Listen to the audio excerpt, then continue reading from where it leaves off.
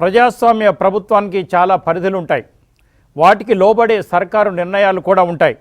లేదంటే వాడిని పర్యవేక్షించి తగిన న్యాయం చేసేందుకు కోర్టులు సిద్ధంగా ఉంటాయి. ఆంధ్రప్రదేశ్లో విషయానికి వచ్చినట్టయితే తాజా పరిణామాలను చూస్తుంటే ఇది మనకు స్పష్టమవుతోంది. నిబంధనలకు విరుద్ధంగా వైసీపీ సర్కార్ తీసుకుంటున్న అనేక నిర్ణయాలు హైకోర్టులో తిరస్కరణకు గురవుతున్నాయి. ప్రభుత్వం అధికారంలోకి వచ్చిన నుంచి ఇదే తంతు కొనసాగుతోంది. తాజాగా ఇవాళ 3 అంశాల్లో ప్రభుత్వానికి హైకోర్టులో ప్రతికూల పరిణామాలు ఎదురయ్యాయి. అమరావతిలో అసైన్డ్ రైతులకు రిటర్నబుల్ ప్లాట్స్ విషయంలో ప్రభుత్వ తదుపరి చర్యలు నిలిపివేస్తూ హైకోర్టు ఆదేశాలు జారీ చేశారు. రైతుల రిటర్నబుల్ ప్లాట్స్ వెనక్కి తీసుకుంటూ ప్రభుత్వం ఇచ్చిన జీవో 316ను అసైన్డ్ రైతులంతా సవాలు చేశారు. రైతుల వాదనలు విన్న న్యాయస్థానం రిటర్నబుల్ ప్లాట్ల విషయంలో ప్రభుత్వ తదుపరి చర్యలు అన్నిటినీ నిలిపివేస్తూ హైకోర్టు స్పష్టమైన ఆదేశాలు ఇచ్చింది. మరోవైపు సంగం డైరీ కేసులో ఏపీ ప్రభుత్వానికి ఇలాంటి పరిణామమే ఎదురైంది. డైరీ స్వాధీనం చేసుకోవడానికి వీల్లేదని స్పష్టం చేసింది. దీనిపై ప్రభుత్వం దాఖలు చేసిన రిట్ అప్పీల్ను కూడా కొట్టేశారు. ఇంప్లీడ్ పిటిషన్లు కూడా పూర్తి స్థాయిలో తోసిపుచ్చారు. ఇక అటు ఎస్సీలకు ఇచ్చిన అసైన్డ్ భూముల్లో గ్రామ సచివాలయాలు, రైతు భరోసా కేంద్రాలపై హైకోర్టు అభ్యంతరాలు తెలిపింది. ఎలాంటి భవనాలు నిర్మించవద్దని స్పష్టమైన ఉత్తర్వులు జారీ చేసింది. కౌంటర్ దాఖలు చేయాలని ప్రతివాదులను ఆదేశించింది. ఇంత జరుగుతున్నా సర్కార్ వైఖరిలో మాత్రం ఏమాత్రం రావట్లేదు మార్పు. ఏదో సామెత చెప్పినట్లు ప్రజలను ఇబ్బందులకు గురిచేసే అంశాలపైన ఎక్కువగా దృష్టి సారిస్తోంది. ఇప్పటికే వివాదాస్పదంగా మారిన రాజధాని అంశంపై మంత్రులు అడ్డగోలు వ్యాఖ్యలు చేయడం దీనికి మంచి ఉదాహరణగా చెప్పుకోవచ్చు. ఇంతకీ అసలు ఏపీ ప్రభుత్వ వైఖరేంటి? అధికారం ఉంది కదా అని ఏ నిర్ణయం తీసుకున్నా చెల్లుబాటు అవుతుందని భావిస్తోందా? ప్రజలకు వ్యతిరేకంగా నిర్ణయాలు తీసుకుంటే అసలు ఈ సర్కార్ ఎవరి కోసం పనిచేస్తున్నట్టు? రాజధాని విషయంలో ఇష్టం వచ్చినట్టు మాట్లాడడం మంత్రుల ఆపరా? న్యాయస్థానాల్లో ఎదురు దెబ్బలు తగులుతున్న ప్రభుత్వ వైఖరిలో మార్పు రాదా? ఇవన్నీ చర్చిద్దాం టాప్ స్టోరీలో.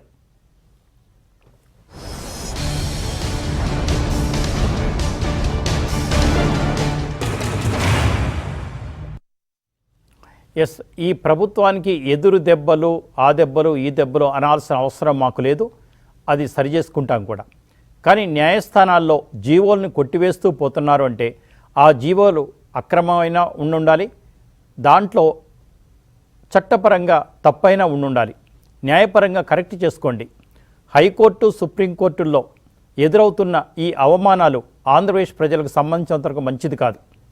రంగుల విషయంలో కానీ, అమరావతి విషయంలో కానీ, ఎస్సీ ఎస్టీ బీసీలను వేధించడంలో కానీ, మిగతా విషయాల్లో కానీ, నిమ్మగడ్డ రమేష్ కుమార్ విషయంలో కానీ, లేదంటే ఇంకా చాలా విషయాల్లో దయచేసి న్యాయస్థానాలు ఇస్తున్న తీర్పులను సమీక్షించుకోండి. ఎందుకంటే ఇటువంటి తీర్పులు వస్తున్నాయో, మనం చేస్తున్న తప్పులేంటో ఆలోచించుకునే సమయం ఆసన్నమైంది. ప్రతి వ్యవస్థతోనూ గొడవకు తెగకండి. ప్రతి కమ్యూనిటీతోనూ గొడవకు తెగకండి. మీ దగ్గర డబ్బు ఉంటే ఉండొచ్చు, అధికారం ఉంటే ఉండొచ్చు, ఇంకా వేరే బలం ఉంటే ఉండొచ్చు, కానీ సమాజానికి పనికొచ్చేలాగా ఉండాలి. సరే, అమరావతిలో జరుగుతుందేంటి, జరిగిన అన్యాయం ఏంటి, దాన్ని ఎలా సరిదిద్దాలని ఆలోచించండి. శ్రీనివాసరావు గారు ఐఏఎస్ అకాడమీ నడుపుతున్న ఆంధ్రప్రదేశ్ పరిరక్షణ సమితి అధ్యక్షులు మనకున్నారు. అలాగే మిత్రులు, రాజకీయ సామాజిక విశ్లేషకులు పురుషోత్తమ రెడ్డి గారు ఉన్నారు. అలాగే చాలా రోజుల తర్వాత welcome back sir Sanjeev Reddy garu, Congress party ప్రముఖ నాయకులు మనకు అమరావతి స్టూడియో నుంచి ఉన్నారు. శ్రీనివాసరావు నమస్కారం సార్. ఇవాళ జీవో 316 గురించి చాలా స్పష్టంగా హైకోర్టు తదుపరి చర్యలు నిలిపివేస్తూ స్టే కూడా ఇచ్చారు. అసలు ఈ 316 జీవో ఎందుకు ఇవ్వాల్సి వచ్చింది? 41 జీవోకి విరుద్ధంగా ఇచ్చారు. ఇది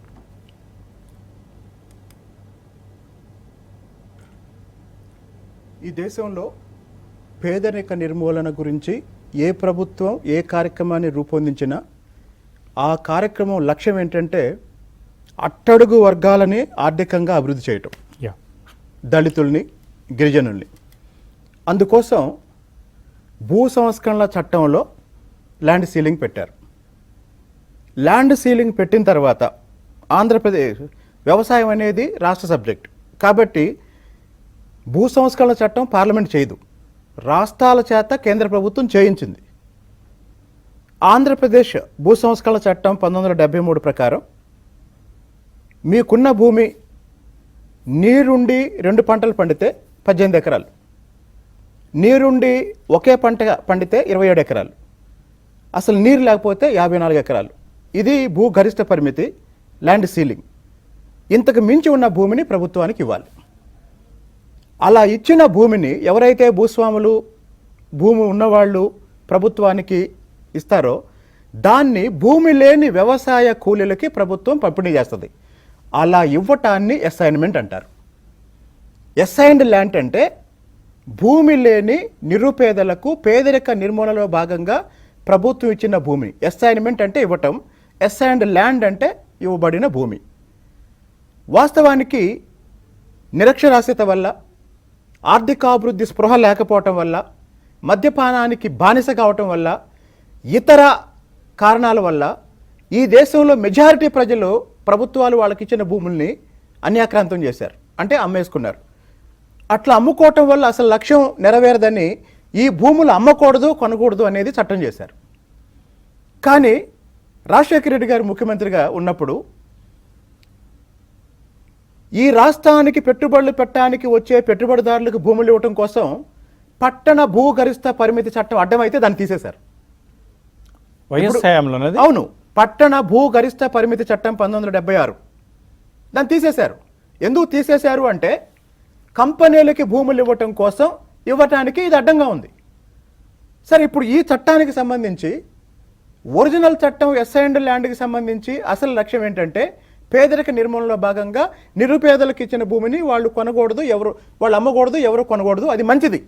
కానీ అమరావతిలో జరిగింది ఏంటి?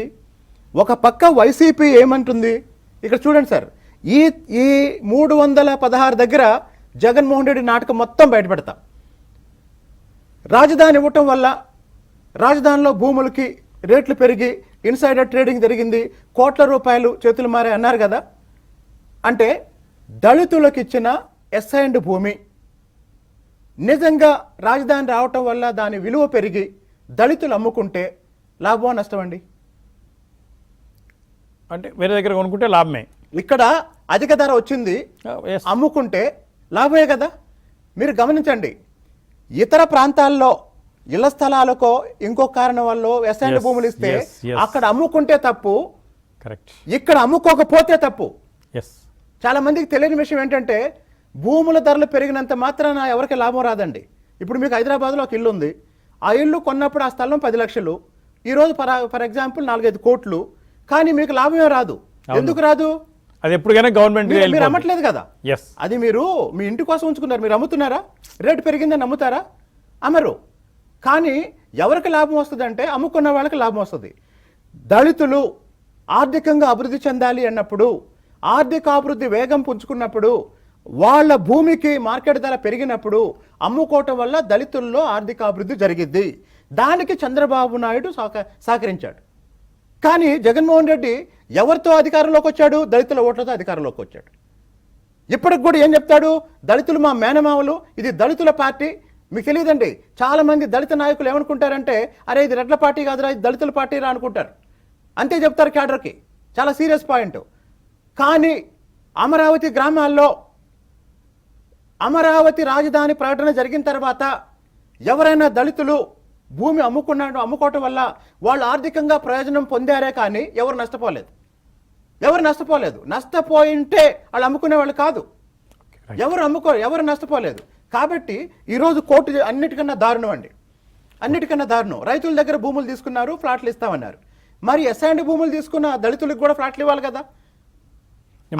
అదే చంద్రబాబు నాయుడు గారు చేస్తే అట్లా మీరు ప్లాట్లు తీసుకోవటానికి అర్హులు కాదు. వాస్తవానికి ఈ ఒక్క పాయింట్ మీద ఆంధ్రప్రదేశ్లో దళితులు తాడేపల్లిని తగలబెట్టాలి. ఒక్క నిమిషం, వచ్చిన బ్రేక్ తర్వాత పురుషోత్తమ రెడ్డి గారు మాట్లాడతారు.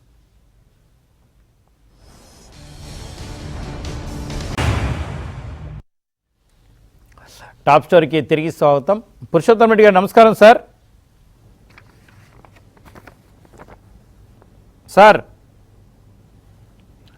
చెప్పండి సార్, 18/12/2019లో రాష్ట్ర ప్రభుత్వం ఒక జీవో ఇచ్చింది సార్. గౌరవనీయ జగన్మోహన్ రెడ్డి గారి నాయకత్వం ఉన్న ప్రభుత్వం. అంటే అసైన్మెంట్ ల్యాండ్స్ ఎవరికైతే ఉన్నాయో అవి వాళ్ళు అమ్ముకోవడానికి వీల్లేదు, ఎవరు కొనడానికి వీల్లేదు. కాబట్టి అసైన్మెంట్ ల్యాండ్స్ ప్రభుత్వానికి ఎప్పుడు అవసరమైనా తిరిగి తీసుకునే వెసులుబాటు ఉంటుంది. కాబట్టి అంటే అప్పట్లో చట్టంలో ఉంది సార్. చాలామంది ఇప్పుడు ఇళ్ల స్థలాలకు కానీ గ్రామ సచివాలయాలు కానీ ఇతర ప్రభుత్వ సంస్థలు కట్టుకోవడానికి కానీ ఆ స్థలాలని వెనక్కి తీసుకున్న దాఖలాలు ప్రతి ప్రభుత్వంలో ఉన్నాయి సార్. అలాగే ఇక్కడ సిఆర్డిఏలో అంటే రిటర్నబుల్ ప్లాట్స్ దీనికి వర్తించదని జీవో ఇస్తే ఇవాళ స్టే ఇచ్చారు. నేను ఏమంటానంటే సార్, ఎస్సీ ఎస్టీలకి స్థలం ఇచ్చారు, మిగతా వాళ్ళు ల్యాండ్ పూలింగ్లో ఇచ్చినట్టే వాళ్ళు కూడా ఇవ్వాలి. వాళ్ళు కూడా రిటర్నబుల్ ప్లాట్స్ ఇవ్వడంలో తప్పేముంది?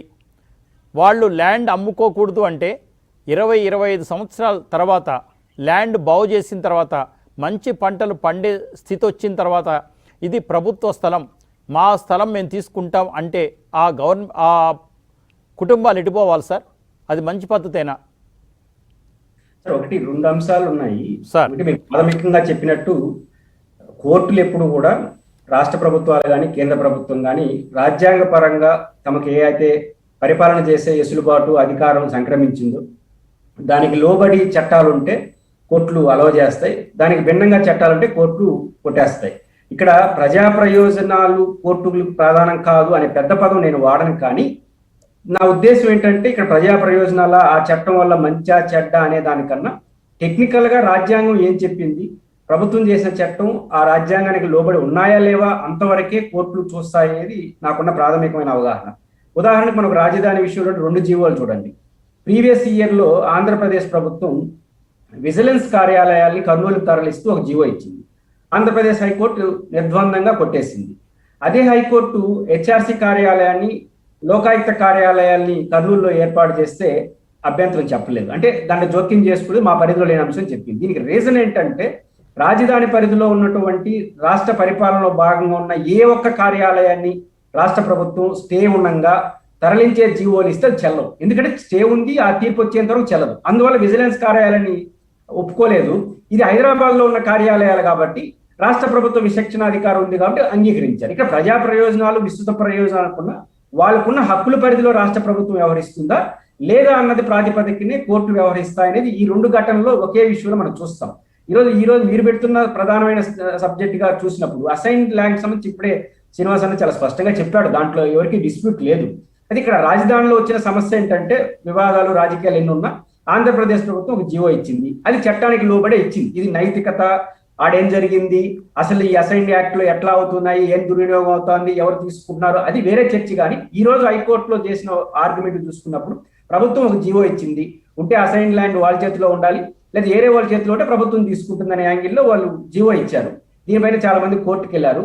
నాకున్న సమాచారం ప్రకారం కోర్టు స్టే ఇవ్వలేదు. వాళ్ళు కోర్టు రాష్ట్ర ప్రభుత్వానికి నోటీస్ ఇస్తూ 4 వారాల్లో కోర్టుకి సబ్మిట్ చేయమన్నారు మొత్తం వివరాలని. అంతవరకు ఎలాంటి సీరియస్ స్టెప్స్, బహుశా క్వాసి స్టెప్స్ ఏదో కోర్టు పరిభాషలో ఎలాంటి స్టెప్స్ ముందుకెళ్లొద్దని కోర్టు ఆదేశించినట్టుగా నాకున్న సమాచారం. అంటే అసైన్డ్ ల్యాండ్ అనేది ఒక యాక్ట్ కదా, దీంట్లో ఈ రోజు జరిగిన పరిణామాలు బట్టి ఏం కోర్టు ఉండదు. అసైన్మెంట్ యాక్ట్ ఏం చేస్తుంది, వీళ్ళు ఇచ్చిన ఆధారాలు ఏంటి, వాళ్ళ ఆర్గ్యుమెంట్ ఏంటి అనే దాన్ని బట్టి చట్టపరంగా అది కరెక్ట్ అనుకుంటే తీర్పిస్తుంది, లేకపోతే దీన్ని డినై చేసి వేరే ఆలోచనలకు వెళ్ళే అవకాశం ఉంటుంది తప్ప ఇదన్నీ కూడా లీగల్ గా ఉన్న అంశాలు లీగల్కే పరిమితం అవుతారు తప్ప దీని వెనకాల ప్రజా ప్రయోజనాలు ఎంత ఉంటాయి, మంచి ఏంటి చెడ్డ ఏంటి, లేకపోతే రాజకీయంగా ఇది కరెక్టా అనే మీరు విస్తృతంగా ఏదైతే దళితులకి ఏదైతే అసైన్ ల్యాండ్ ఇచ్చారో అది ఏమేమి అవుతున్నాయి, దాని పరిణామ క్రమం ఏంది, ఇంత దూరంలో కోర్టు చూడవని నేను అనుకుంటున్నాను. నాకున్న అవగాహన మేరకు పురుషోత్తం రెడ్డి గారు వన్ సింపుల్ విషయం సార్.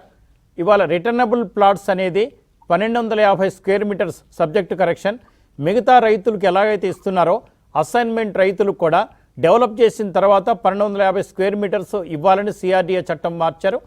దళితులకు కూడా వర్తిస్తుంది, అసైనీస్ కూడా వర్తిస్తుందని ఆ చట్టం చెప్తుంది సార్. ఆ చట్టానికి ఎగ్నెస్ట్గా జీవో ఇచ్చారు. అంటే ఇందులో ఏం చెప్తారంటే సార్, అంటే నాకున్న అవగాహన మేరకు అసైన్మెంట్ చట్టాలు మీరు చెప్పినట్టుగా ల్యాండ్స్ ఉంటే అసైనీస్ దగ్గర ఉండాలి. ఎప్పుడైనా ప్రభుత్వానికి అవసరం వచ్చినప్పుడు, ప్రభుత్వ ప్రయోజనానికి కాపాడాలనుకున్నప్పుడు ఆ భూమిని నేరుగా మళ్ళీ తీసుకోవచ్చు అనే నిబంధన ఒకటి ఉంది సార్. ఆ నిబంధన చాలా చాలా దురదృష్టకరమైన నిబంధన. అది అమ్మొద్దు కొనొద్దు అంతవరకు ఓకే సార్. ఎప్పుడైనా వాపసు తీసుకుంటామంటే దళితులు 40-50 సంవత్సరాల తర్వాత కూడా 3వ తరం 4వ తరం అనుభవిస్తున్న తర్వాత కూడా ఆ భూమి తమది కాదు, గవర్నమెంట్ వెనక్కి ఫ్రీగా తీసుకోవచ్చు అనే నిబంధన బదులు ప్రభుత్వం వెనక్కి తీసుకోకుండా 1250 స్క్వేర్ మీటర్స్ డెవలప్ చేసిస్తే ఆ కుటుంబానికి ప్రయోజనం కలుగుతుందా, నష్టం కలుగుతుందా? మీరు చెప్పింది విస్తృతమైనటువంటి అంశం. ఇప్పుడు గిరిజనులకు సంబంధించి 170 యాక్ట్ మీకు తెలంగాణలో ఖమ్మం జిల్లా చాలా సుదీర్ఘకాలంగా సమస్య ఉంది. ఆ భూములు ఎవరు కొనడానికి వీల్లేదు, అవి మీకు తెలుసు. ఎందుకు ఆ చట్టం ఆ రోజు రాజ్యాంగం రచించిన వాళ్ళు చేశారు? గిరిజనులు అనేవాళ్ళు అమాయకులు, వాళ్ళకి ఏమీ తెలియదు. కానీ మనం ఏ చిన్న ఇసులుబాటు కల్పించినా అగ్రకులాలు కావచ్చు, చదువుకున్న వాళ్ళు కావచ్చు, ధనవంతులు దాన్ని ఆక్యుపై చేసుకునేసి వాళ్ళ జీవితాలు నాశనం చేస్తారు అనే ఒక దూరదృష్టితో ఆ రోజు చేశారు. అంటే ఈ 60 ఏళ్ల కాలంలో ఎన్ని మార్పులు వచ్చినాయి అనేది మీరు ప్రస్తావిస్తున్న ప్రధాన అంశం. No sir, there is a difference. 1/70 గిరిజనుల సొంత భూములు ఎవరు కొనకూడదు, అమ్మకూడదు అన్నారు తప్ప, ఇక్కడ ప్రభుత్వం ఇస్తున్న భూములు సార్ ఇవి. ప్రభుత్వం వెనక్కి తీసుకోవచ్చని నిబంధన తప్ప అంటున్నాను. స్వభావం మారింది అనేది మీరు ప్రధానంగా చెప్తుంది. ఇప్పుడు అసైన్డ్ ల్యాండ్ యాక్ట్ సంబంధించి కూడా హరిజన్ దళితులకు ఇచ్చినటువంటి భూమి ప్రభుత్వమే ఇస్తుంది. మళ్ళీ ప్రభుత్వం తీసుకునే బదులు వాళ్ళకి ఇప్పుడు అమరావతిలో ఏం జరుగుతుంది, అక్కడ ఉన్నటువంటి రైతులకి ఏవైతే పట్టాల ల్యాండ్ రైతులకి ఒక బహుశా 29 సెంట్లు 30 సెంట్లు శ్రీనివాసరావు గారు తెలుసు వాళ్ళకి ఇస్తున్నారు. అసైన్ ల్యాండ్ కూడా బహుశా 25 సెంట్లో ఎంతో 1 ఎకరాకు సంబంధించి వాళ్ళకు ఒక ప్రయోజనం కలిగిస్తే సహజంగా రాజధాని వస్తుంది, నగరం వస్తుంది. కాబట్టి ఆ 25 సెంట్లు భూమి వాళ్ళకి హక్కుగా వస్తే అది అమ్ముకున్నా లేకపోతే ఇంకోటి చేసుకున్నా వాళ్ళ జీవితాలు బాగుపడతాయని బహుశా నాకు తెలిసి దీని పట్ల అప్పుడున్న అమరావతి దళితులు పెద్ద వ్యతిరేకిస్తారని నేను అనుకోను. ఎందుకంటే ఇది మనకు లాభమే కదా, 20 ఎంత ఇచ్చినా అదన ప్రయోజనం సహజం ఉంటుంది. అది ఇది కోర్టు ఆ కోణంలో చూస్తుందని నేను అనుకోను. చట్టం కోణంలోనే కోర్టు చూసే మీ దగ్గరకు వస్తాను సార్. చూస్తాం. సంజయ్ రెడ్డి గారు నమస్కారం సార్. నమస్తే అండి. సంజయ్ రెడ్డి గారు, అసలు అమరావతి అంటేనే సంవత్సరాలు చెప్పండి, ప్రతిరోజు గందరగోళంగా ఉంటుంది సార్. మేము చర్చలు ఎందుకు పెడుతున్నామంటే మీలాంటి వాళ్ళ కోసమే. అమరావతిలో 29 గ్రామాల రైతులుగా వాళ్ళని మేము చూడలేదు. ఆ మహిళలను కేవలం ఆ గ్రామాలకే పరిమితం చేయటం లేదు. ఇప్పుడు మీరు విశాఖ ఉక్కు ఆంధ్రుల హక్కు అని ఆ రోజున నిరాహార దీక్ష ఎందుకు చేశారు? ఆ ఉక్కు పరిశ్రమలో మీకు ఏమైనా ల్యాండ్స్ వచ్చినాయా, లేదా మీకు ఏమైనా డీలర్షిప్ వస్తుందా, లేకపోతే ఉద్యోగాలు వస్తాయా? కాదు, ప్రజలందరికీ కావాల్సిన ఒక కార్యక్రమానికి తమ వంతు సహాయం చేశారు మీరంతా కలిసి. ఈ రోజున అమరావతి ప్రజలను కూడా భూములు ఇచ్చిన రైతులు మాత్రమే కాదండి, వాళ్ళు రాజధానికి భూములు ఇచ్చిన రైతులుగా చూడాలి. ఎస్, ఏ ప్రభుత్వం అయినా రాజధాని ఎక్కడ పెట్టాలో వాళ్ళ ఇష్టం. కానీ ఒక ప్రభుత్వం నిర్ణయం తీసేసుకుంది, అసెంబ్లీ సాక్షిగా తీసుకుంది. దాని చుట్టూ ఎన్నో గందరగోళాలు, కోర్టు వివాదాలు మనం చూస్తున్నాం. చివరికి అసైన్మెంట్ ల్యాండ్స్ ఇవాళ సార్ చెప్పినట్టుగా స్టే ఆల్ ఫర్దర్ ప్రొసీడింగ్స్ అని ఇంటరిమ్ స్టే ఇస్తారు సార్. తర్వాత కేసు అంతా అయిన తర్వాత ఆ కేసు కొట్టేయడమా, అబ్జల్యూట్ స్టే చేయడమా చేస్తారు. లేదంటే ఏదైనా కావచ్చు, అక్విటల్ కూడా కావచ్చు, కేసు కొట్టేయచ్చు, అలౌ చేయొచ్చు రిట్ పిటిషన్. మరి ఇప్పుడున్న పరిస్థితులు అసలు ఏంటి? అమరావతిలో ఏం జరుగుతోంది? రోడ్లు మొన్న తవ్వుకొని వెళ్ళిపోయారు. దానికి పోలీస్ ఆఫీసర్లు ఏం చెప్పారంటే గ్రామాల్లో రోడ్లు చెడిపోయాయి కాబట్టి ఇక్కడ కంకర తీసుకెళ్ళి వాళ్ళు వేసుకుంటున్నారని. అలా అంటే మరి డీజీపీ గారి ఆఫీస్ ముందు చాలా మంచి రోడ్డు ఉంది సార్, మా రోడ్డు బాగా చెడిపోయింది, మేము కూడా తీసుకెళ్ళి వేసుకోవచ్చా? అసలు ఏం జరుగుతుంది అమరావతిలో?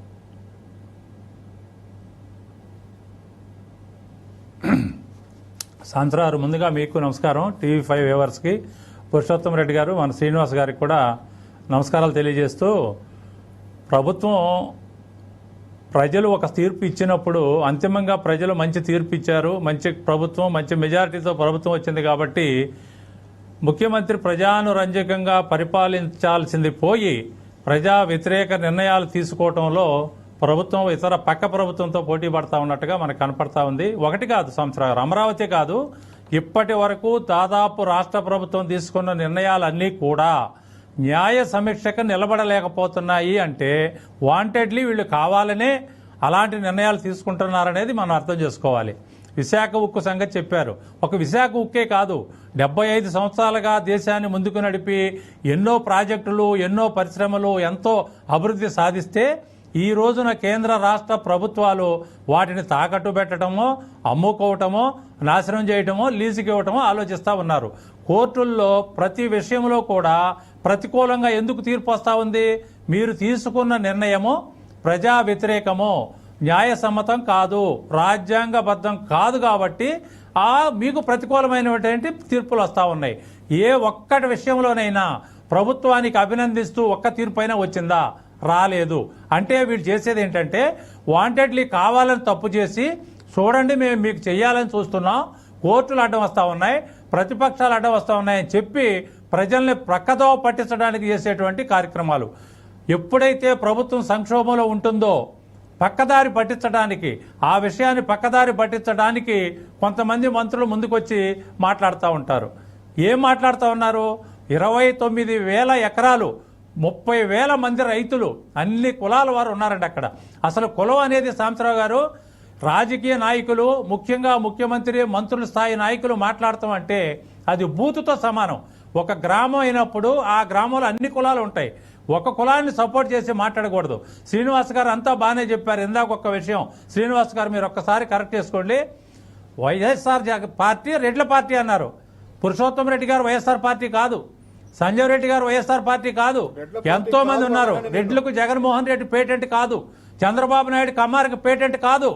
ఏ గ్రామంలోనైనా, ఏ జిల్లాలో అయినా, ఏ దేశంలో అయినా, ప్రపంచంలో ఎక్కడైనా అన్ని కులాలు, మతాలు, ప్రాంతాలు అన్నీ ఉంటాయి శ్రీనివాస్ గారు. అది మనం గుర్తుపెట్టుకోవాలి.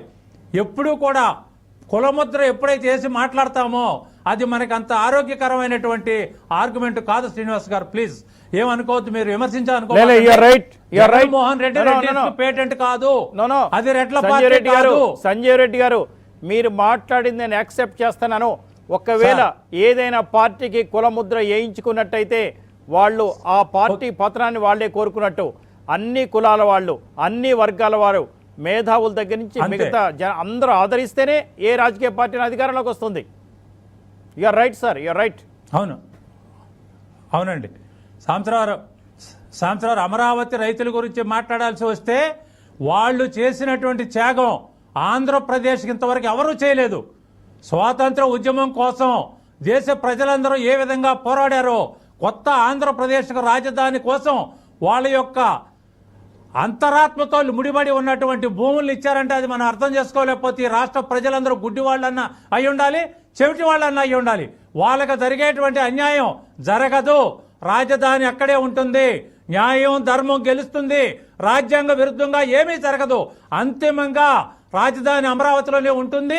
అమరావతి రైతులకే కాదు, ఈ రాష్ట్ర ప్రజలందరికీ కూడా అభివృద్ధి కాంక్షిస్తూ వాళ్ళు రైతులు భూములు ఇచ్చారు తప్ప ఈ రాజకీయ పార్టీ నాయకులు ఎప్పుడు వాళ్ళని గాలికి వదిలేయటం కూడా కరెక్ట్ కాదని చెప్పి నేను మీ టీవీ5 ముఖంగా చెప్తున్నాను. సాంబశివరావు గారు వాళ్ళని రోడ్డు మీద వదిలేశారు. వాళ్ళని ప్రోత్సహించి ముందుకు నడపాల్సినటువంటి బాధ్యత అన్ని రాజకీయ పార్టీలకి ఉంది. ఈ రాష్ట్రంలో ఉన్న మేధావులకి, ప్రజలకి, ప్రతి ఒక్కడికి రాజధానితో ప్రతి ఒక్కడికి ముడిపడి ఉంటుంది. కాబట్టి ఈ రాష్ట్ర ప్రజలందరూ కన్ను తెరవాల్సిన అవసరం ఉంది. రైట్ శ్రీనివాసరావు సార్, ఇప్పుడు ఈ చర్చ ఏంటంటే జగన్మోహన్ రెడ్డి ప్రభుత్వం వాళ్ళ వాళ్ళు చేస్తున్న విధానాలు, రాజధాని విషయంలో న్యాయ పరిధిలో ఏం జరుగుతుంది అంతే సార్. అందరూ అనుకుంటున్నారు నరేంద్ర మోడీ చాలా బలమైన రాజకీయ నాయకుడు, ఆయనకు తిరుగులేదు అని 7 ఏళ్ల నుంచి. కానీ బీజేపీ చేసిన వ్యవసాయ చట్టాలు ఈరోజు అమలవుతున్నాయండి. ప్రభుత్వం అమలు ఆపేశారు. ఎందుకు ఆపేశారో తెలుసా? న్యాయస్థానానికి ఉన్న న్యాయ సమీక్ష అధికారం ఆపేసింది. ఇందిరాగాంధీ మోస్ట్ పవర్ఫుల్ అనుకుంటున్న రోజుల్లో అలహాబాద్ హైకోర్టు ఆమె ఎన్నికని కొట్టేసింది. కాబట్టి శాసనసభలో మెజారిటీ ఉండటం, లోక్సభలో మెజారిటీ ఉండటం వల్ల మా ఇష్టం వచ్చిన విధంగా విధానాలు ఉంటాయి అని ఏ ముఖ్యమంత్రి అయినా, ఏ ప్రధానమంత్రి అయినా అనుకుంటే వాళ్ళకన్నా మూర్ఖులు ఇంకెవరు ఉండరు. ఈ 2 ఉదాహరణలు. ఇప్పుడు నరేంద్ర మోడీ ప్రభుత్వం ఎంతో హడావుడిగా వ్యవసాయ చట్టాన్ని తెచ్చింది. కోర్టు చెప్పింది ఆపేసేయమండి, ఆపేశారు. మరి ఎందుకు? ఆయనకి బలం ఉంది కదా. జగన్మోహన్ రెడ్డి ఆ రోజు ఏమన్నాడు? నిమ్మగడ్డ రమేష్ ఎన్నికలను వాయిదా వేస్తే నేనా ముఖ్యమంత్రి, ఆయన అన్నాడు. మరి నరేంద్ర మోడీ అనలేదు ఆ మాట. ఎందుకంటే ఆయనకి తెలుసు కాబట్టి వ్యవస్థ ఎలా పనిచేస్తుందో. ఈరోజు అమరావతిని నిర్వీర్యం చేయటం అనే ఒకే ఒక లక్ష్యంతో. ఇంకోటండి, ఈ వారం 10 రోజులుగా ఎందుకు మంత్రులు అమరావతి గురించి మాట్లాడుతున్నారు, రకరకాల స్టేట్మెంట్స్ ఎందుకు ఇస్తున్నారు అంటే, అసలు విషయం ఏంటంటే ఆంధ్రప్రదేశ్ ఆర్థిక వ్యవస్థ కుప్పకూలిపోతుంది. జీతాలకి, పెన్షన్లకి ప్రతి నెల 1వ తారీఖున 11,000 కోట్ల రూపాయలు కావాలి. ఆంధ్రప్రదేశ్కి వివిధ రూపాల్లో ప్రతి నెల పన్నేతర ఆదాయం మొత్తం కలిపి 10,500 కోట్లు ఉంది. అంటే వచ్చే ఆదాయం జీతాలకి పెన్షన్లకి ఇస్తే ₹1 కూడా మిగలదు, ₹1 కూడా మిగలదు. మరి ఈ పథకాలన్నీ అమలు చేయడానికి డబ్బులు కావాలి. అలాగే డిఏలు ఆపేశారు. ఇప్పుడు ఆంధ్రప్రదేశ్లో ఎవరన్నా పదవీ విరమణ చేస్తే వాళ్ళకి ఇవ్వాల్సిన రిటైర్మెంట్ బెనిఫిట్స్ ఏవి ఇవ్వటం లేదు. అలాగనే కాంట్రాక్టర్లకి బిల్లులు ఇవ్వటం లేదు. కేవలం 2 పనులు మాత్రమే చేస్తున్నారు. జీతాలు కొద్దిగా ఆలస్యంగానైనా ఇస్తున్నారు, పెన్షన్లు కొద్దిగా ఆలస్యంగానైనా ఇస్తున్నారు. ఈ 2 తప్ప అక్కడ ఇంకేం జరగటం లేదు. ఈ విషయం మీడియాలో జరుగుతున్న చర్చల ద్వారా జనానికి తెలిసింది. తర్వాత కేంద్ర ప్రభుత్వం స్పందించి వివరాలు అడిగింది. ఆర్బీఐ ఎప్పుడు పడితే అప్పుడు ఇక నుంచి బాండ్స్ అమ్మి డబ్బులు ఇవ్వటానికి సిద్ధంగా లేదు. అలాగనే బ్యాంకులు లోన్లు ఇవ్వటానికి సిద్ధంగా లేవు. అసలు చర్చ అది. దాని నుంచి దృష్టి మళ్లించడం కోసం ఒకడంటాడు ముఖ్యమంత్రి ఎక్కడుంటే అదే రాజధాని అంటారు. Please please please. ఇంకోటి అంటాడు ఇప్పుడు వాళ్ళు నిజంగా మంత్రులుగా బాధ్యతాయుతంగా మాట్లాడితే గౌరవించటం మన బాధ్యత. కానీ ముఖ్యమంత్రితో సహా ఎవరో కూడా రాజ్యాంగాన్ని అలాగనే ఈ దేశంలో ఉన్న సాంప్రదాయాల్ని ఇప్పుడు నేను అంటాడు అన్నందుకే మీరు వెంటనే కరెక్ట్ చేశారండి. వాళ్ళు చంద్రబాబు నాయుడు గారిని మాట్లాడే భాషతో పోలిస్తే ఇది అసలు విషయమే కాదు. సరే, మొత్తం మీద అసలు విషయం ఏంటంటే ఆంధ్రప్రదేశ్ ఆర్థిక వ్యవస్థ కుప్పకూలింది. ముఖ్యమంత్రి ఎక్కడ ఉంటే అక్కడ ఆ అంశం నుంచి చర్చని దృష్టి మళ్లించడం కోసం రాబోయే రోజుల్లో ఇప్పుడు బొత్స సత్యనారాయణకి తెలుసు, ఆయన తల్ల కిందలుగా తపస్సు చేసిన అమరావతి నుంచి రాజధాని మారదు అని. ఆ తర్వాత గౌతమ్ రెడ్డికి తెలుసు, గౌతమ్ రెడ్డి ఏమంటాడు, పులివెందుల్లో ఉంటే పులివెందులే రాజధాని అంట, సిమ్లాలో ఉంటే సిమ్లాలో రాజధాని అంట. ఇప్పుడు కేసీఆర్ ఎక్కువ రోజులు గజ్వేల్లో ఫామ్ హౌస్లో ఉంటారండి. అంటే తెలంగాణ రాజధాని గజ్వేలా? కాదు కదా. కాబట్టి వీళ్ళంతా అసలు విషయాన్ని డైవర్ట్ చేయటానికి పనిచేస్తున్నారు. రెండోది కేసుల విషయం సిబిఐ వదిలిపెట్టినా కూడా రఘురామకృష్ణరాజు గారు వదిలిపెట్టరు. కాబట్టి అసలు విషయం ఏంటంటే రాష్ట్ర ఆర్థికంగా రాష్ట్రం దివాళా తీసింది. రెండోది కేసుల విషయంలో ఎందుకు సిబిఐ అసలు జగన్మోహన్ రెడ్డికి సిబిఐ సహకరిస్తున్నంతగా ఆయన పార్టీ నాయకులు కూడా సహకరించట్లేదండి. ఆయన ఆఫీసులో పనిచేసే ఆయన కింది మనుషులు కూడా సహకరించట్లేదు. ఈ నేపథ్యంలో అమరావతికి సంబంధించి రకరకాలుగా మాట్లాడుతున్నారు. అయితే ఈ దేశంలో ఇంకా చట్టాన్ని కాపాడే న్యాయ వ్యవస్థ ఉంది కాబట్టి ఈ రోజు 316 జీవోని అంటే కొట్టేలేదండి, స్టే ఇచ్చారు. ఇప్పటి వరకు జగన్మోహన్ రెడ్డి గారి ప్రభుత్వం చేసిన ఏ జీవో కూడా అమలుకు నోసుకోలేదండి, కోర్టులో ఆగిపోయింది. ఇది కూడా అట్లానే ఆగిపోయింది. రైట్, వచ్చిన బ్రేక్ తో పురుషోత్తం రెడ్డి గారు మాట్లాడుతారు.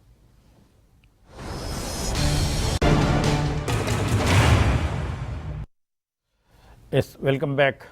పురుషోత్తం రెడ్డి గారు, అమరావతి విషయంలో ఏదైనా అవకతవకలు జరిగితే చర్యలు తీసుకోవచ్చు, అవి చట్ట ప్రకారం ఉండాలి, న్యాయ పద్ధతిలో కూడా ఉండాలి, లేకపోతే కోర్టు స్టే ఇవ్వడం కూడా మీరు చూశారు.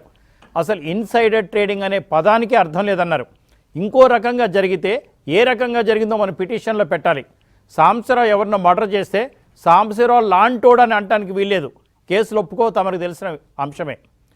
ఇవాళ అసైన్మెంట్ ల్యాండ్స్లో ఎస్సీలకి ఇక్కడ అసైనీస్కి 1250 స్క్వేర్ మీటర్స్ ఇస్తారు సార్, అది గొప్పదా? లేకపోతే ఇది ప్రభుత్వ భూమి కాబట్టి దీంట్లో మేము సచివాలయం కట్టుకుంటాం, ఇది వేరే వాళ్ళకి అలాట్ చేస్తాం, అందరు కలిపి ఇళ్ల స్థలాలు ఇస్తూ ఉంటాం, కరెక్టా?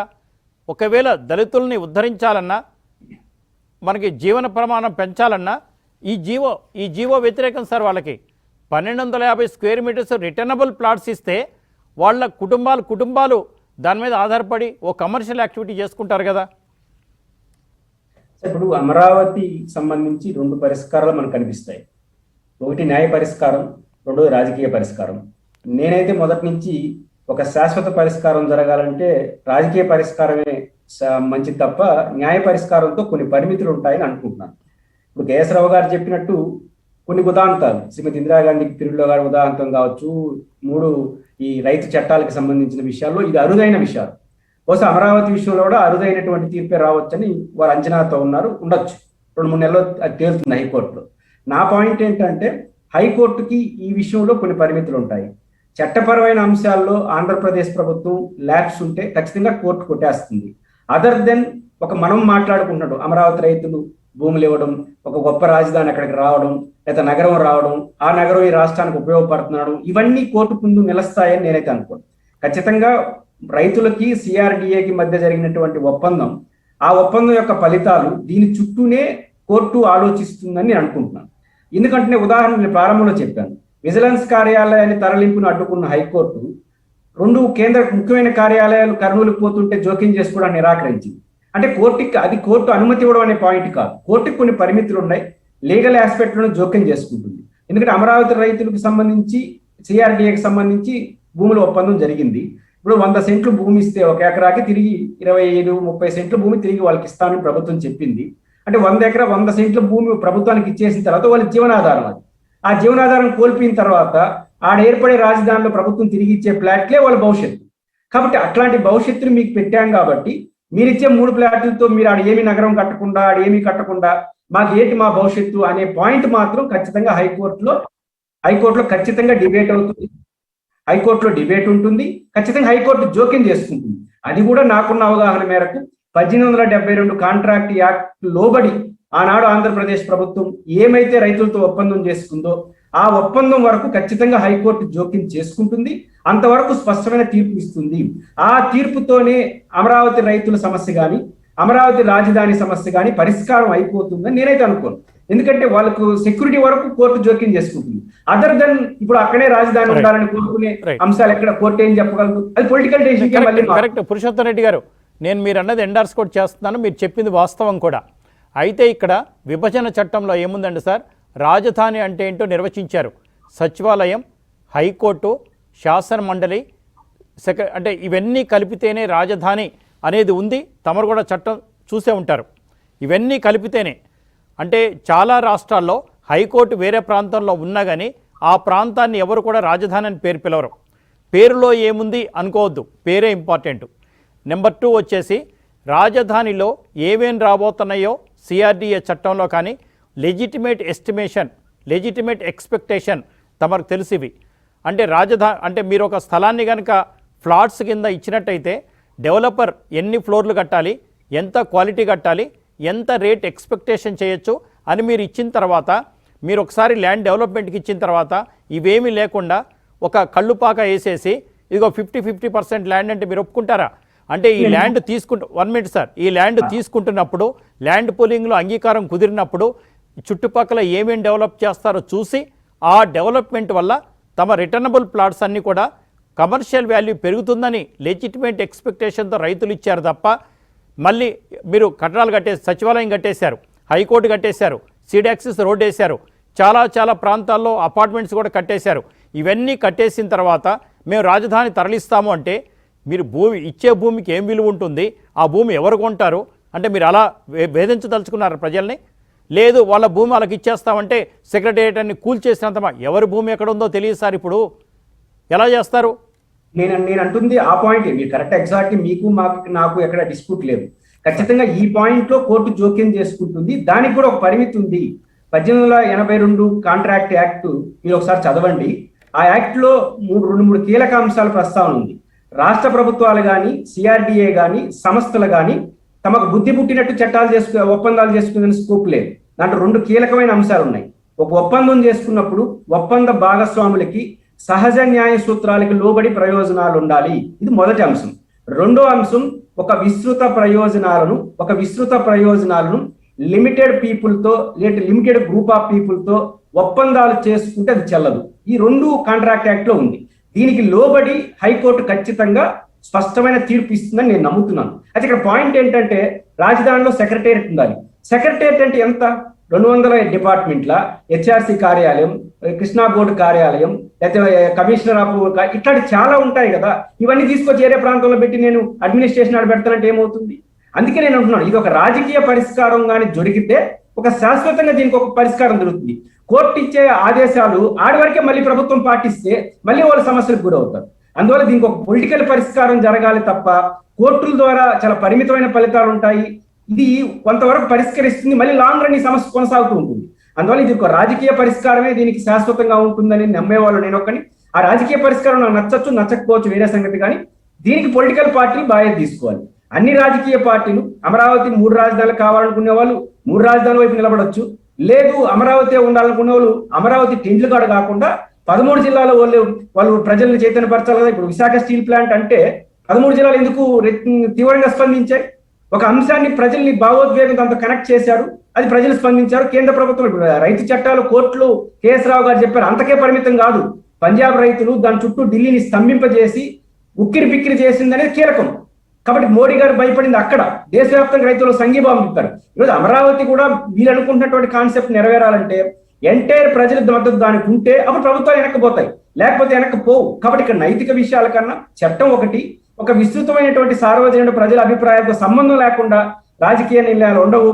అల్టిమేట్ గా అమరావతి భవిష్యత్తు కానీ రాజధాని భవిష్యత్తు కానీ రాజకీయ నిర్ణయం బట్టే ఆధారపడి ఉంటుందని నేను నమ్ముతున్నాను. రైట్, వచ్చిన బ్రేక్ తర్వాత సంజయ్ రెడ్డి గారు మాట్లాడతారు.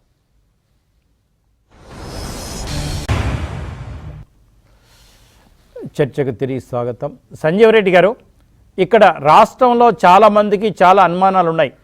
పురుషోత్తం రెడ్డి గారిని కూడా నేను దగ్గర నుంచి ఫాలో అవుతుంటాను. వారు చెప్పింది వాస్తవం. రాజధాని అంశం అనేది రాష్ట్ర ప్రభుత్వ ఆలోచనలతోటి అంచనాలతోటి ముడిపడి ఉంటుంది.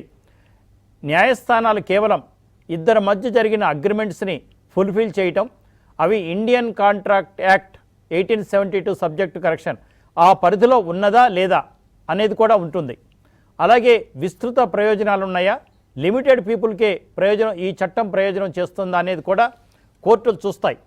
కానీ ఇక్కడ విస్తృత ప్రయోజనాల కోసం కొంతమంది బలిదానం చేశారు సార్. ఎంటైర్ రాష్ట్రం రాజధాని కోసం 29 గ్రామాల రైతులు భూముల్ని త్యాగం చేశారు. త్యాగం అంటే రాజీనామాలు చేయటం కాదు, రాజీనామాలు చేసి మళ్ళీ గెలిస్తే త్యాగము కాదు. కానీ ఇక్కడ భూములు ఒక్కసారి కోల్పోయిన తర్వాత రిటర్నబుల్ ప్లాట్స్ ఉంటాయి తప్ప వారి భూమి పూర్తి స్థాయిలో వాళ్ళకి రాదు.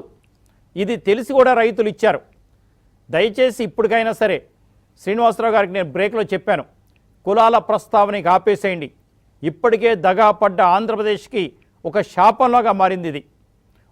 అంబేద్కర్ గారు కూడా వర్గాలను విభజించాడు తప్ప రిజర్వేషన్ కోసం కులాల కోసం కాదు. ఇవాళ అమరావతిలో చాలామంది మంత్రులు మాట్లాడుతూ ఉన్నారు, ఎవరేం చెప్పినా మేము వినం, ఎవరేమన్నా చేసుకోండి, మేము విశాఖపట్నం వెళ్ళిపోతామంటున్నారు. వచ్చే ఎన్నికల్లో ఓడిపోయి విశాఖపట్నంలో రెస్ట్ తీసుకోవడానికి వెళ్ళమనండి, నాకు అభ్యంతరం లేదు. కానీ న్యాయస్థానంలో స్టే ఉండంగా సబ్జుడిస్ ఉందని తెలిసి కూడా ఇలా ఎందుకు మాట్లాడుతున్నారో ఎవరికి అర్థం కావటం లేదు. స్టాలిన్ ఒక గొప్ప మాట చెప్పాడు, అసెంబ్లీలో కానీ బయట కానీ బహిరంగ సభల్లో కానీ వార్తాపత్రికల్లో కానీ నాకు అనుకూలంగా నాకు డప్పు కొట్టే విధంగా ఎవరన్నా ప్రసంగాలు చేసినా ప్రకటనలు ఇచ్చినా వారి మంత్రి పదవులు పోతాయి అని చెప్పాడు sir. The great sir. Stalin ఇవాళ ఇండియాకే ఒక గొప్ప నాయకుడిగా కనపడుతున్నాడు. సంజయ్ రెడ్డి గారు.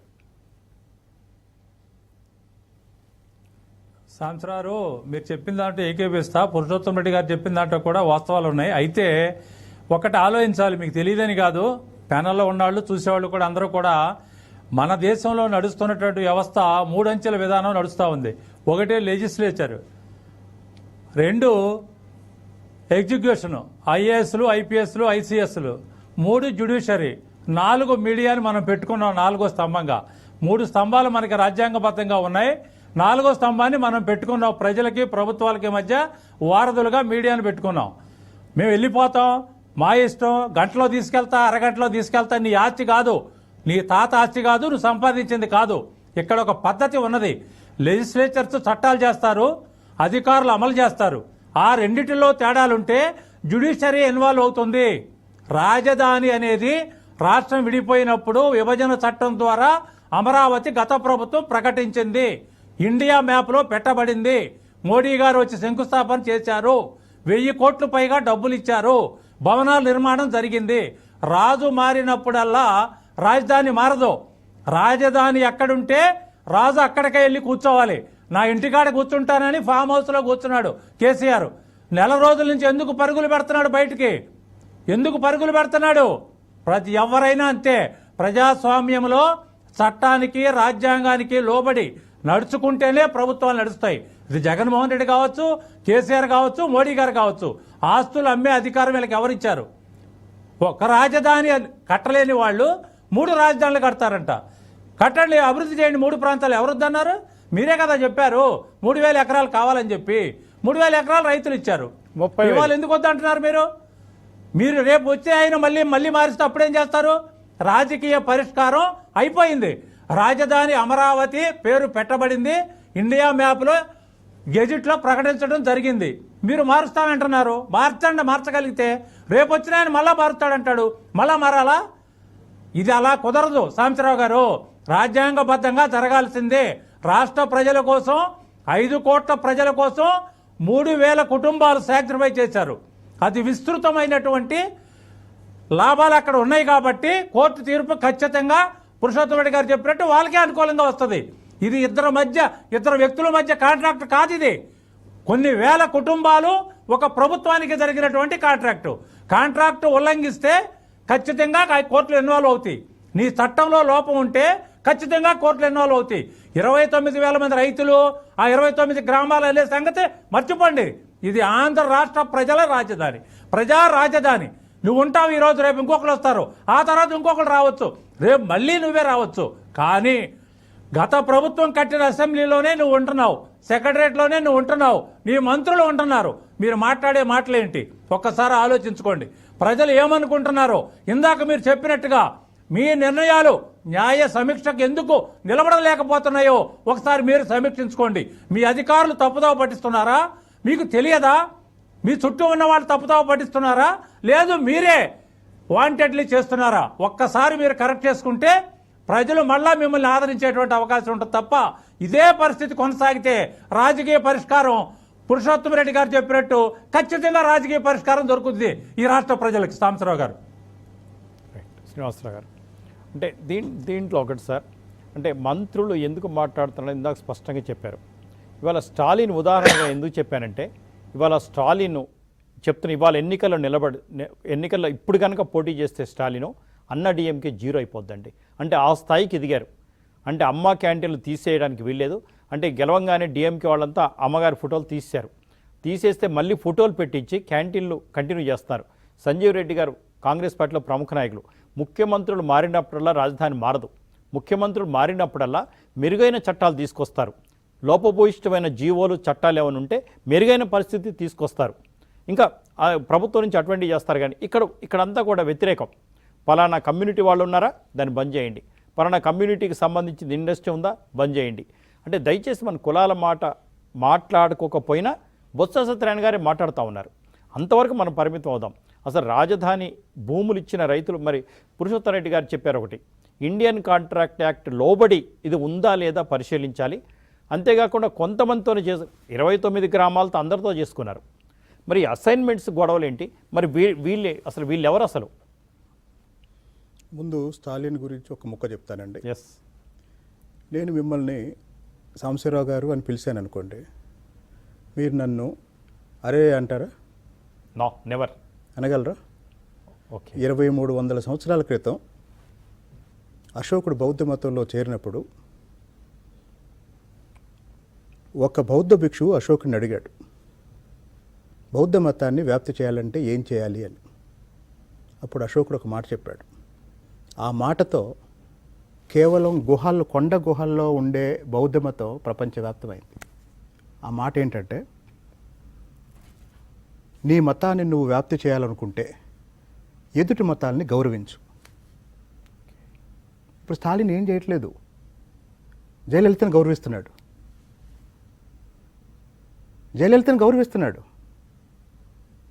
గౌరవం ఎవరికి పెరుగుతుంది? స్టాలిన్ పెరుగుతుంది. పన్నీర్ సెల్వాన్ని గౌరవిస్తున్నాడు. గౌరవం ఎవరు పెరుగుతుంది? కాబట్టి మనం మంచిని పంచితే మంచి వెనక్కి వస్తుంది. ఇది చాలా పాత సూత్రం. మన అజ్ఞానం వల్ల మనం వదిలేస్తున్నాం. అమరావతికి సంబంధించి అమరావతిని 2 అంశాలు కాపాడతాయండి. జగన్ అజ్ఞానం, జగన్ అహంకారం. జగన్ అజ్ఞానం వల్లే ఈ రోజు వరకు అమరావతి క్షేమంగా ఉంది. తన అజ్ఞానం వల్ల, రాజ్యాంగం తెలియకపోవటం వల్ల, రాజ్యాంగం మీద అవగాహన లేకపోవటం వల్ల, రాజ్యాంగం గురించి తెలిసిన వాళ్ళు చెప్పినా వినకపోవటం వల్ల 3 రాజధానులను చట్టం చేశాడు. అదే అమరావతిని కాపాడుతుంది. విశాఖ కార్యనిర్వాహక రాజధాని అన్నాడు, ఓకే. అమరావతి శాసన రాజధాని అన్నాడు, ఓకే. కర్నూలు న్యాయ రాజధాని అన్నాడు. న్యాయ రాజధాని అనేది రాజ్యాంగ నిబంధనలకు విరుద్ధం. భారత రాజ్యాంగం ప్రకారం ఒక రాష్ట్ర హైకోర్టు ఎక్కడ ఉండాలనేది సుప్రీంకోర్టు కొలీజియం నిర్ణయించి, సుప్రీంకోర్టు నిర్ణయించి రాష్ట్రపతికి సిఫారసు చేస్తే రాష్ట్రపతి ఉత్తర్వు ద్వారా హైకోర్టు ఏర్పడిద్ది. అంటే ఆంధ్రప్రదేశ్ శాసనసభకి హైకోర్టుని ఎక్కడ ఉండాలని నిర్ణయించే అధికారం లేదు కదా. కాబట్టి ఇప్పుడు న్యాయస్థానాల్లో ఉన్న 3 రాజధానుల చట్టం ఏ రోజు కొట్టేస్తారు. కానీ జగన్మోహన్ రెడ్డి ఇప్పుడు వ్యూహం మార్చుకున్నాడు. నాకున్న అవగాహన ప్రకారం 3 రాజధానుల అంశాన్ని, ఎక్కడ కర్నూలులో అభివృద్ధి ఉండదు, విశాఖపట్నంలో అభివృద్ధి ఉండదు, ఎక్కడ అభివృద్ధి ఉండదు. ఈ రాజధానుల అంశాన్ని సాగదీసి వచ్చే ఎన్నికల వరకు తీసుకెళ్ళి, వచ్చే ఎన్నికలకి దీన్ని ఒక ఇష్యూ చేసి, నేను కర్నూలులో రాజధాని పెట్టాలనుకున్నాను, టీడీపీ ఆపింది. నేను విశాఖలో రాజధాని పెట్టాలనుకున్నాను, టీడీపీ ఆపింది. ఇప్పుడు నేను ఎన్నికలకు వచ్చాను, మీరు నిర్ణయించండి, 3 రాజధానులు కావాలా లేదా మొత్తం చంద్రబాబు నాయుడు చెప్పినట్టు ఒకే రాజధాని కావాలా అని అటు ఉత్తరాంధ్రలోనూ అటు రాయలసీమలోనూ ప్రజల భావోద్వేగాలు రెచ్చగొట్టే ఎన్నికల వ్యూహంతో జగన్మోహన్ రెడ్డి సిద్ధంగా ఉన్నాడు. అది ఒకటి. ఇకపోతే ఈ రాష్ట్ర ప్రభుత్వం చేస్తున్న చట్టాలని కోర్టులో కట్టేస్తున్నారు కదా.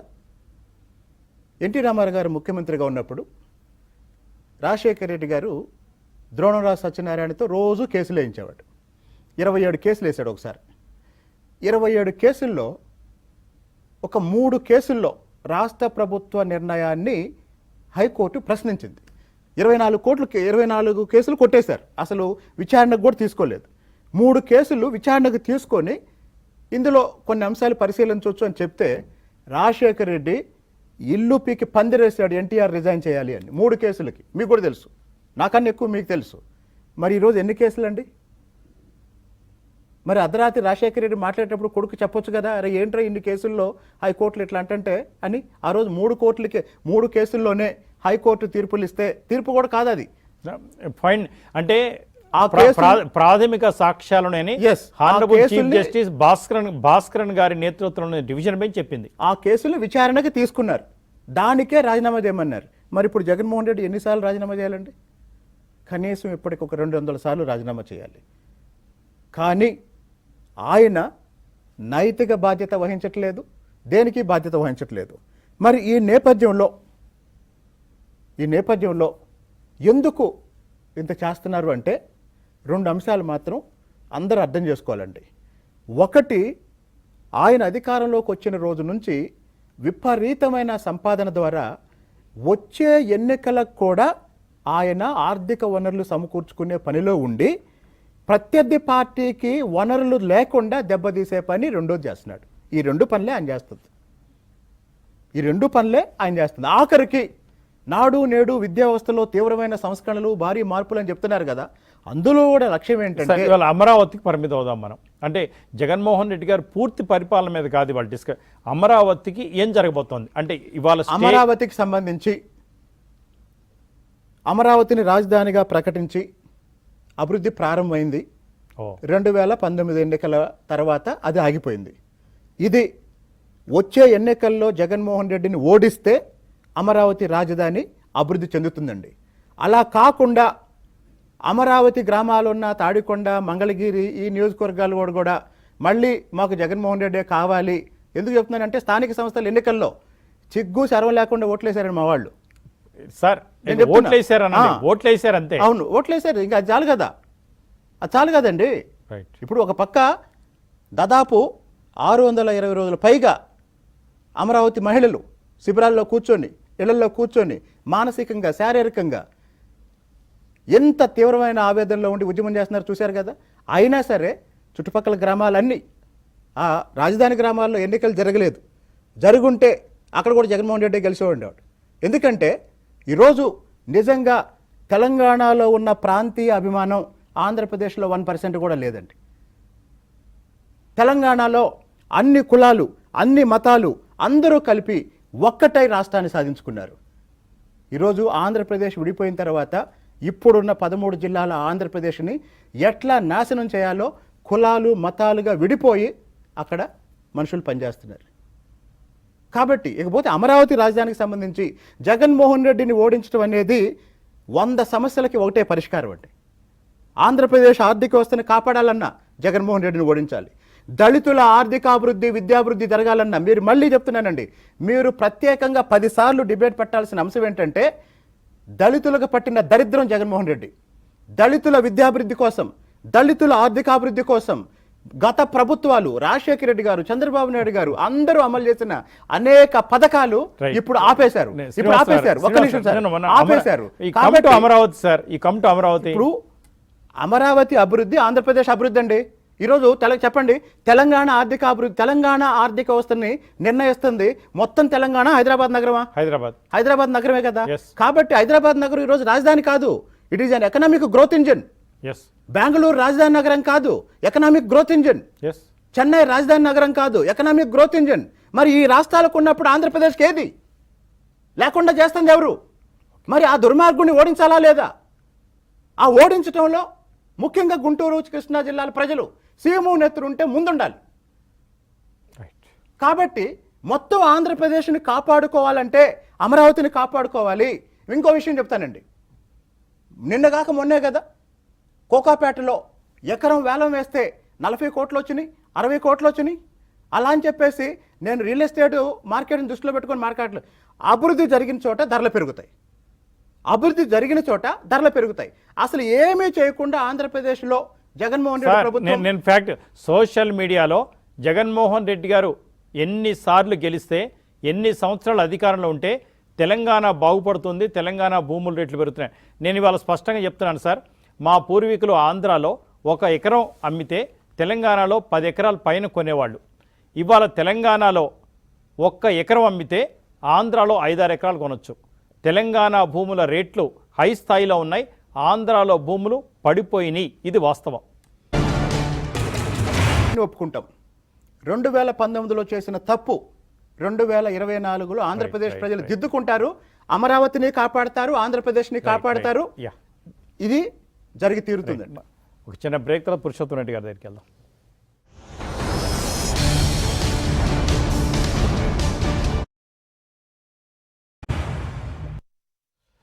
Yes, welcome back.